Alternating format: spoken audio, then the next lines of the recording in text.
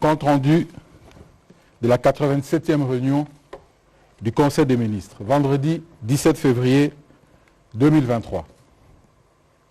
Son Excellence, Monsieur le Premier ministre, chef du gouvernement, Jean-Michel Sama Lukonde Kyenge a, au nom du président de la République, chef de l'État en mission, présidé en visioconférence la 87e réunion du Conseil des ministres du gouvernement de la République ce vendredi 17 février 2023.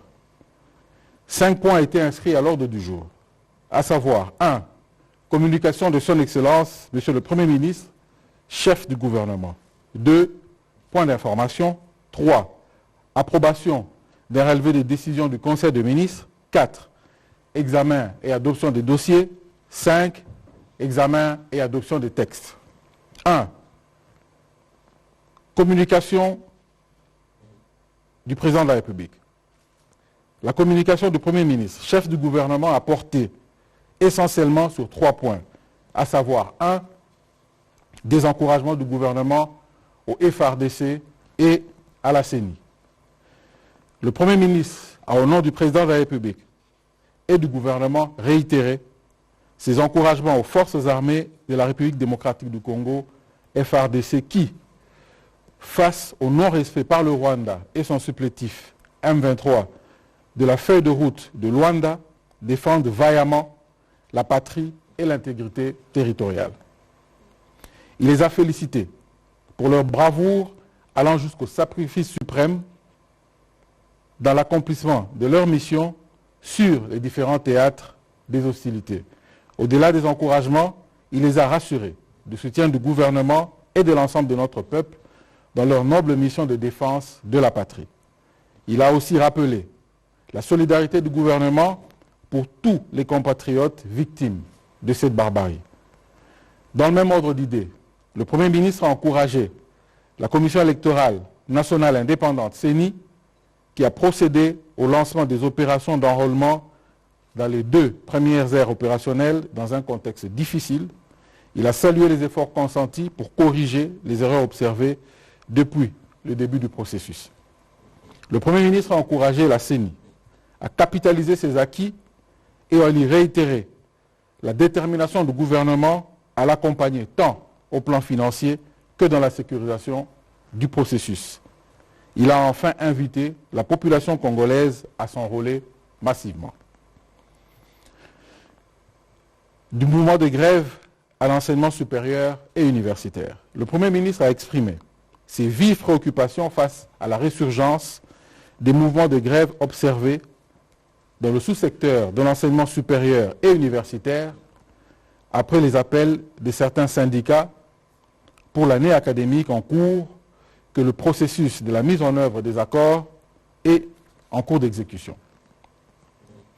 Appelant les syndicats à leur responsabilité, en cette période où le pays est confronté à la guerre d'agression, le Premier ministre a instruit le ministre sectoriel de renouer les pourparlers avec les syndicats et les chefs d'établissement avant la convocation de la commission interministérielle. C'est dans ce cadre qu'il faut aussi situer les échanges ouverts par le ministre de la Santé publique, Hygiène et Prévention avec différentes corporations de son secteur. Dans la non-homologation des stades des martyrs de Kinshasa et Kibasa Maliba à Lubumbashi. Le gouvernement de la République est préoccupé par la non-homologation par la CAF des stades des martyrs de la Pentecôte à Kinshasa et de Kibasa Maliba de Lubumbashi. Il a pour ce faire instruit les ministres concernés, notamment en charge du budget, des finances et des sports et loisirs, pour que toutes les dispositions soient prises afin d'accélérer les travaux de réhabilitation des infrastructures dans les meilleurs délais, en ce compris tous les points de détail relevés par les experts de la CAF. Ces travaux doivent se terminer au plus tard la première quinzaine du mois de mars prochain pour permettre à l'équipe nationale et aux différents clubs de rester compétitifs tant sur l'échiquier national, africain que mondial. De l'accélération de la mise en œuvre du programme d'action du gouvernement. Le Premier ministre a rappelé à la bonne attention des membres du gouvernement que l'organisation des élections prévues cette année ne devrait pas occulter la nécessité de poursuivre la mise en œuvre du programme du gouvernement approuvé par l'Assemblée nationale le 26 avril 2021. Sans désemparer, tous les membres du gouvernement ont été exhortés à accélérer la mise en œuvre des axes déjà entamés de ce programme et implémenter ceux qui ne le sont pas encore. 2. Point d'information. État et administration du territoire. Le vice-premier ministre, ministre de l'Intérieur, Sécurité, Décentralisation et Affaires coutumières a informé le Conseil de l'État du territoire qui reste dominé par la poursuite des opérations militaires contre les groupes terroristes et armés. Il a par la suite évoqué quelques cas de banditisme urbain déplorés dans la province du Haut-Katanga et pour lesquels les orientations précises ont été données au gouverneur et au ministre provincial de l'Intérieur pour endiguer ce phénomène. Par ailleurs, un cas de naufrage d'une pirogue a été également signalé le 14 février 2023 au beach Mouanzi, quartier Kanfou, dans la ville de Bukavu, occasionnant 8 morts. Enfin, le Conseil a été informé des avancées de la mission de pacification et de réconciliation des communautés initiée par le président de la République, chef de l'État, dans le territoire de Maïndombe et au plateau de Bateke à Kinshasa, qui a permis le retour de la population dans les localités qui étaient désertées suite à ce conflit. Le Conseil a pris acte de ce rapport. Situation sécuritaire. De son côté, le ministre d'État, ministre de la Justice et garde de Sceaux, a, au nom de son collègue de la Défense et ancien combattant, informé le Conseil que la situation sécuritaire à l'Est est caractérisée par la recrudescence et de l'activisme des terroristes M23 et l'agression avérée du Rwanda contre notre pays en territoire de Rutshuru, Nyiragongo et Masisi. À cela s'ajoutent les terroristes ADF, MTM et alliés en territoire de Beni, Lubero, Mambasa et groupes armés Codeco en territoire d'Irumu et de Djougou. Elle a évoqué les efforts louables consentis par nos forces armées de la République démocratique du Congo pour rétablir la paix, la sécurité et l'autorité de l'État dans les parties sous occupation de la coalition M23 RDF. Des actions militaires d'envergure sont en cours pour déloger ces groupes armés qui opèrent dans le Grand Nord et en Ituri. Le ministre d'État, ministre de la Justice et garde de Sceaux, a livré bien d'autres informations sécuritaires et stratégiques aux membres du Conseil et ces derniers ont pris acte. Situation sanitaire dans le pays. La ministre d'Emploi, Travail et Prévoyance sociale, au nom de son collègue de Santé, Hygiène et Prévention en mission, a présenté la situation sanitaire de la pandémie à Covid-19 en République démocratique du Congo. Celle-ci reste stable et maîtrisée à la 6e semaine épidémiologique avec une létalité maintenue autour de 1,5%. La poursuite de la baisse de l'indice au cours de cette semaine, comparé à la 5e semaine de l'année 2023, a connu une baisse de 15,55%.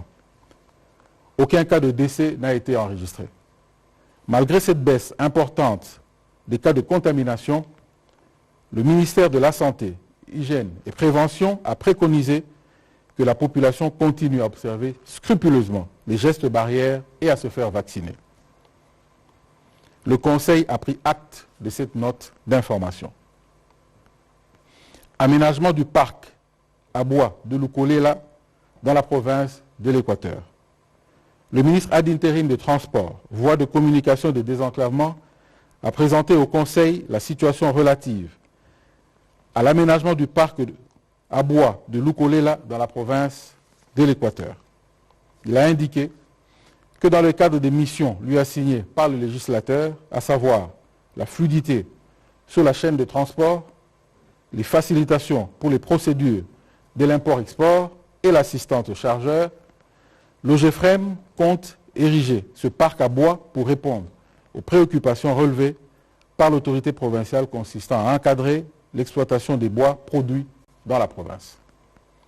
Ce parc à bois, attendu depuis plus de 20 ans, aura un caractère national parce qu'il permettra de mettre à disposition des exploitants forestiers des infrastructures et superstructures pour l'organisation de la filière de bois dans la province de l'Équateur, de maîtriser les flux de fret, accomplissement des formalités administratives avant toute exportation, de mettre fin aux mauvaises conditions d'entreposage, d'améliorer les conditions d'entreposage des bois destinés à l'exportation, d'avoir les statistiques fiables de l'exportation du bois provenant de l'Équateur et de mettre fin à la fraude organisée en vue d'accroître les recettes du trésor public et les différents intervenants dans ce secteur. La fiche technique des travaux indique la clôture du site, le bétonnage, l'aménagement des aires de stockage, la construction des hangars de stockage, la construction des latrines publiques, la construction des dortoirs et chambres, la construction des restaurants, la construction d'un centre de santé, la construction des ateliers de menuiserie, la construction de paillotes de repos, la construction des entrepôts et l'acquisition des équipements. Pour matérialiser ce projet, le GEFREM a sollicité un financement dans le budget 2023 dans le cadre des interventions économiques du gouvernement. Le ministre ad interim de Transport, Voies de communication et désenclavement a réitéré cette demande au Conseil et ce dernier a pris acte du rapport présenté. Démarrage de travaux de construction de la centrale électrique à gaz par la société Perenco.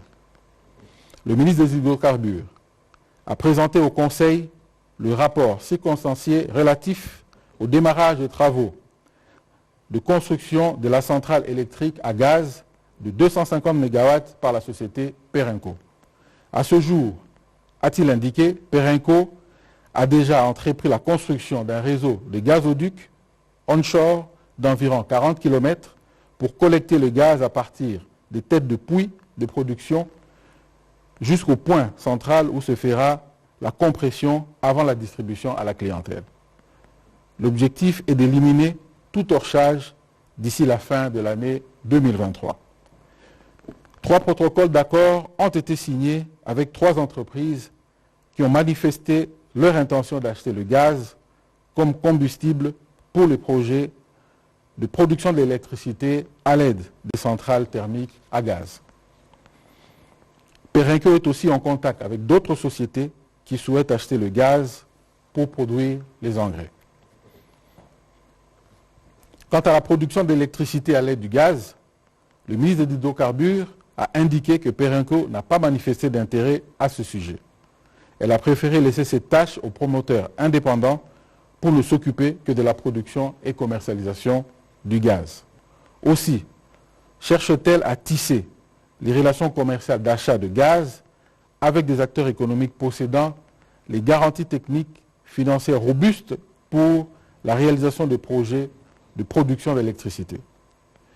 Complété par le ministre des Finances et celui des hydrocarbures, hydraulique et électricité, le ministre des Hydrocarbures a conclu que la valorisation de ce gaz permettra non seulement de fournir un combustible au prix abordable pour produire de l'électricité, mais également contribuer à la lutte contre le réchauffement climatique par l'élimination du torchage d'ici fin 2023.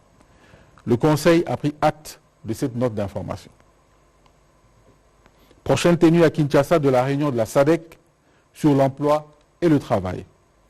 Prenant la parole, la ministre de l'Emploi, Travail et Prévoyance sociale a exposé une note d'information relative à la réunion des hauts fonctionnaires et des ministres en charge de l'emploi et du travail de la SADC prévue du 27 au 31 mars 2023. Pour préparer cet événement dans un contexte où le président de la République, Félix-Antoine Tshisekedi Tshilombo, assure la présidente tournante de la SADC, plusieurs séances de travail se sont tenues entre le secrétariat général de la SADC et le secrétariat général à l'emploi et au travail.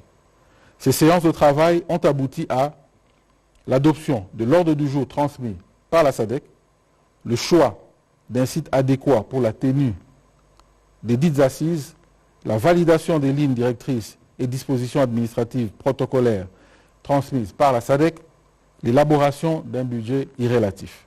Le ministre de l'Emploi, Travail et Prévoyance sociale a sollicité l'implication des membres du gouvernement pour la réussite de cette rencontre.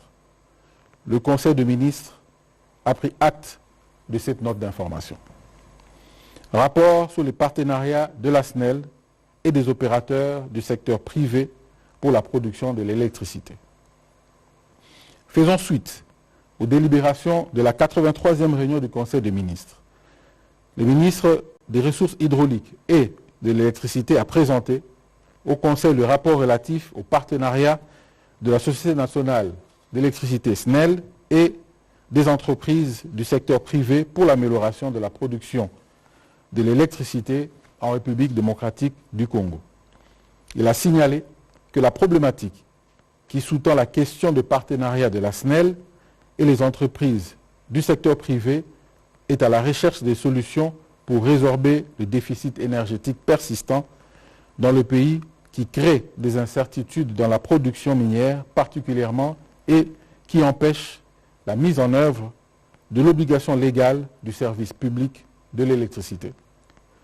L'examen de la problématique du déficit énergétique doit partir d'une évaluation du secteur de l'électricité depuis la promulgation de la loi numéro 14/011 du 17 juin 2014 relative au secteur de l'électricité. Après cette évaluation, le ministère des Ressources hydrauliques et électricité a défini des solutions correctives afin d'arriver à une recherche effective du gap énergétique en proposant la mise en valeur et la transformation effective du potentiel hydroélectrique de 100 000 MW. Il a évoqué quelques projets privés qui, estimés à 10 milliards de dollars américains, permettent de fournir de l'électricité aux sociétés minières pour maintenir leur cycle de production et couvrir une partie de la demande sociale ainsi que celle des entreprises locales. Bien que la mise en place du schéma directeur d'électrification du pays demeure une solution pérenne à déployer par étapes, la SNEL s'emploie à réhabiliter les centrales existantes et l'ANSER poursuivra la construction des mini-réseaux solaires dans certaines agglomérations. Le ministre des Ressources hydrauliques et électricité a détaillé le programme devant conduire progressivement à la réduction des déficits énergétiques dans le pays en ressortant ce qui est attendu du gouvernement pour sa mise en œuvre. Le Conseil a pris acte de cette note d'information. Approbation d'un relevé des décisions du Conseil des ministres. Le Conseil des ministres a adopté le relevé des décisions prises lors de la 86e réunion tenue le vendredi 10 février 2023.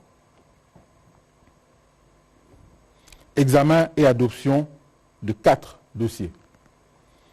Rationalisation des dépenses liées à la consommation d'eau et d'électricité.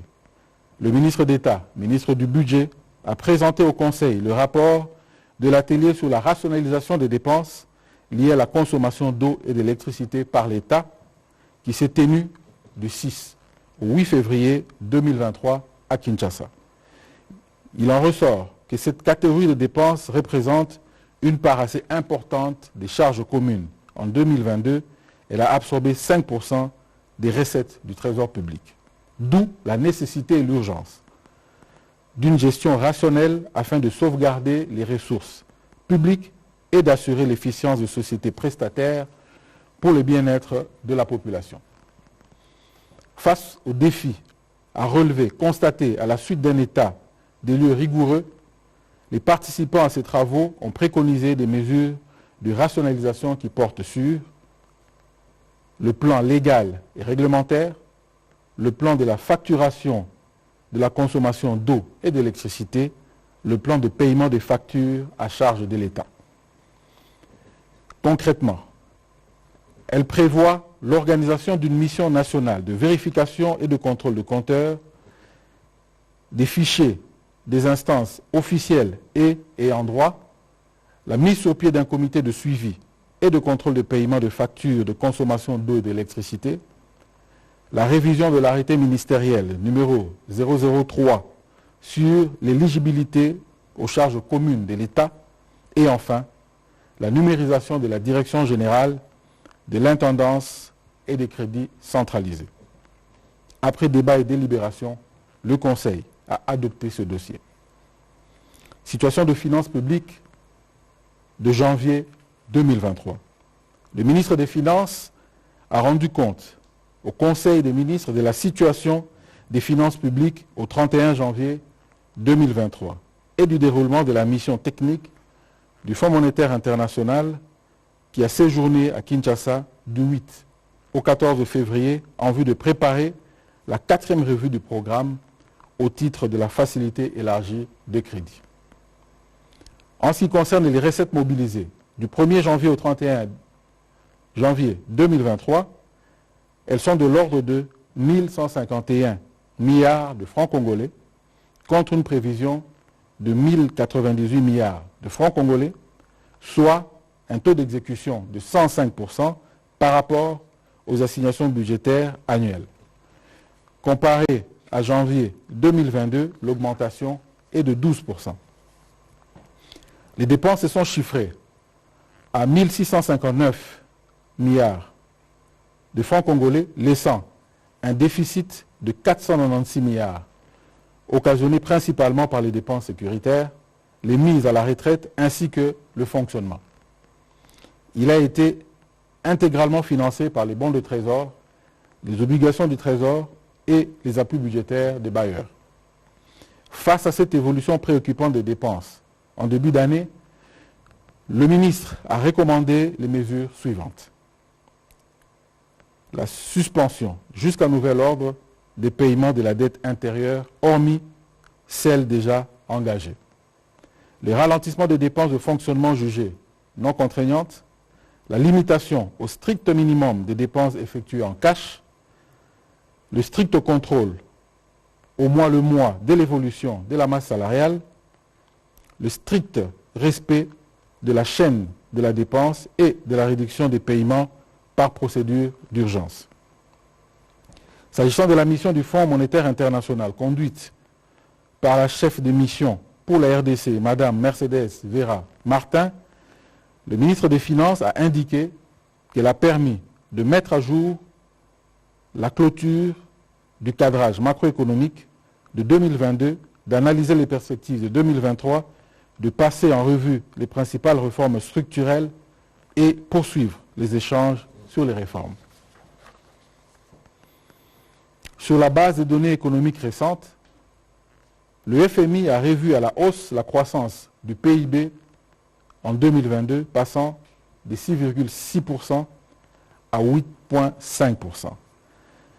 La croissance demeurera forte en 2023, selon la même analyse. La mission s'est apaisantie sur les principaux défis de l'économie congolaise en 2023, à savoir le processus électoral, la situation sécuritaire à l'Est, ainsi que les autres fragilités structurelles du pays. Le FMI a réaffirmé sa disposition à aboutir à un accord en avril prochain avec le gouvernement congolais pour l'accès de la RDC à ces nouveaux guichets du fonds.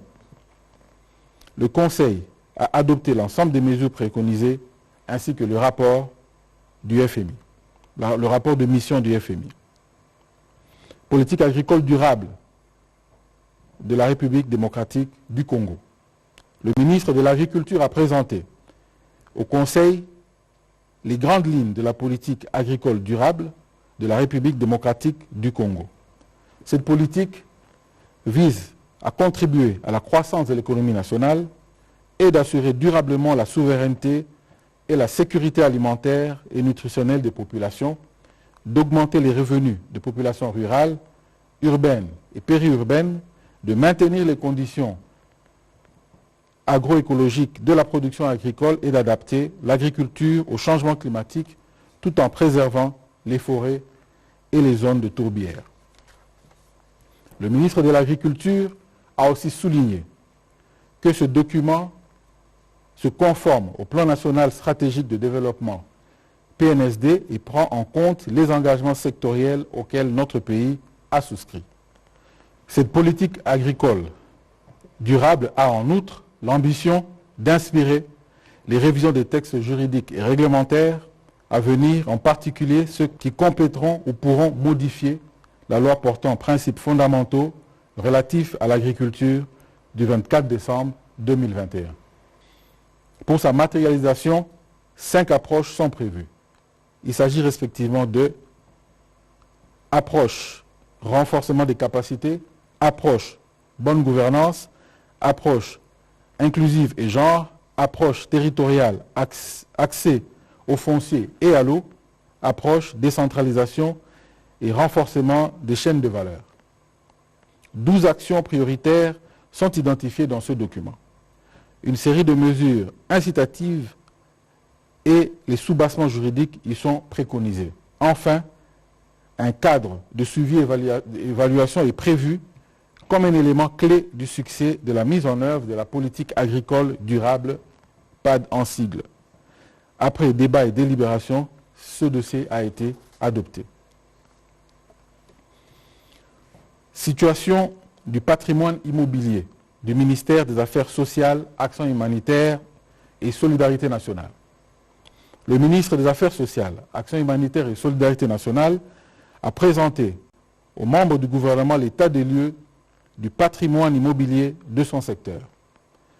Ce rapport relève que dans la grande majorité des provinces, les bâtiments et propriétés foncières de ce ministère sont systématiquement spoliés sur base de jugements fallacieux et irréguliers, narguant par ce comportement incivique l'autorité de l'État. À Kinshasa, par exemple, 9 sites sont concernés dans le service national d'action sociale, SENAMES, ex-foyer social de Kalamu, et le centre de promotion sociale, CPS Lingwala. Face à cette situation déplorable, le ministre des Affaires sociales, Action humanitaire et Solidarité nationale a sollicité du gouvernement, a proposé au Conseil des ministres de la mise en place d'une commission intergouvernementale des experts, des ministres concernés, des ministères concernés, afin de faire la lumière sur ce dossier et d'arrêter l'hémorragie et la spoliation. Après débat et délibération, le Conseil a adopté ce dossier. Examen et adoption de 4 projets de texte. Projet de décret portant manuel des procédures de la loi relative au marché public. Le ministre d'État, ministre du Budget, a soumis au Conseil le projet de décret portant manuel de procédure de la loi relative au marché public en République démocratique du Congo. En effet, ce texte refond le décret numéro 10/22 du 2 juin 2010 et relatif en insérant plusieurs innovations parmi lesquelles l'entérinement des seuils de passation, de contrôle et d'approbation des marchés publics, la suppression de toutes les occurrences liées à la délégation des services publics qui seront prises en compte dans la réglementation sur le partenariat public-privé. L'utilisation obligatoire des contrats types élaborés par l'autorité de régulation des marchés publics dans les marchés gré à gré. Le renforcement des mesures concernant les éléments sur les bénéficiaires effectifs. Après débat et délibération, le Conseil a adopté ce projet de décret. Projet de décret portant réglementation de la facture normalisée et des modalités de mise en œuvre des dispositions électroniques fiscaux. Le ministre des Finances a présenté et soumis pour adoption le projet de décret qui constitue une mesure d'application de la loi des finances numéro 22/071 du 28 décembre 2022 pour l'exercice 2023. Ce décret fixe les modalités de mise en œuvre des dispositifs électroniques fiscaux et de la réglementation de la facture normalisée. La mise en œuvre de cette réforme permettra à l'administration fiscale, d'une part, d'authentifier via un code numérique unique chaque transaction commerciale réalisée par les opérateurs économiques qui collectent la taxe sur la valeur ajoutée, TVA en sigle, et d'autre part, d'exploiter les données sur ces transactions aux fins de contrôler les déclarations de TVA et d'évaluer les chiffres d'affaires de chaque opérateur économique. À cet effet donc, les entreprises privées, les associations sans but lucratif, les acteurs d'exécution de la dépense publique au niveau du pouvoir central, des provinces et des entités territoriales décentralisées, les entreprises publiques, les établissements publics et les autres organismes publics éligibles à l'utilisation des dispositifs électroniques fiscaux seront tenus d'émettre et de n'accepter que les factures normalisées à l'occasion de leurs transactions des biens et services. Il s'agit là de la matérialisation du programme de modernisation de la gestion des finances publiques en général et du système fiscal en particulier, conformément au plan stratégique actualisé des réformes des finances publiques, PS-RFP. Après débat et délibération, ce décret a été adopté. Projet de décret portant création, organisation et fonctionnement du comité de suivi d'évaluation des zones économiques spéciales. Le ministre de l'Industrie a soumis au Conseil le projet de décret portant création, organisation et fonctionnement du comité de suivi d'évaluation des zones économiques spéciales en vue de la signature par le Premier ministre, chef du gouvernement. Ce comité de suivi et d'évaluation aura pour mission de coordonner l'opérationnalisation des projets des zones économiques spéciales à implanter par l'État congolais et la firme Arise Integrated Industrial Platform, Arise IPP en sigle, partenaire du gouvernement de la République. Faisant l'économie de ces textes, il a précisé que ce comité compte 3 organes, à savoir un comité de pilotage, organe décisionnel, comité technique, organe d'orientation et d'accompagnement, secrétariat technique, organe en charge de l'administration. Le ministre de l'Industrie a conclu en soulignant que ce comité multipartite de suivi et d'évaluation est placé sous l'autorité du Premier ministre, chef du gouvernement. Après débat et délibération, le Conseil a adopté ce projet de texte. Projet de décret portant création, organisation et fonctionnement de l'autorité de régulation de postes, télécommunications et nouvelles technologies de l'information et de la communication. Le ministre des Postes, télécommunications et nouvelles technologies de l'information et de la communication a soumis au Conseil le projet de décret portant création, organisation et fonctionnement de l'autorité de régulation des postes, des télécommunications et des technologies d'information et des communications ARPETIC en sigle. Il a rappelé que la loi numéro 20/017 du 25 novembre 2020 a abrogé celle de 2002 sur les télécommunications, mais également la loi 014/2002 du 16 octobre 2002 portant création de l'ARPTC, renvoyant au gouvernement la compétence de créer l'ARPETIC par décret délibéré en Conseil des ministres. Ce décret précise entre autres les missions de cette nouvelle autorité de régulation, sa tutelle, sa forme juridique, ses ressources nécessaires à la poursuite de sa mission dans le secteur dont le potentiel d'innovation est en constante évolution et nécessite une régulation adaptée. En attendant l'installation effective de l'ARPETIC, les dispositions transitoires prévues par les décrets précités vont s'appliquer. Après débat et délibération, le Conseil des ministres a adopté ce projet de décret. Commencé à 12h38, la réunion du Conseil des ministres a pris fin à 19h46. Je vous remercie.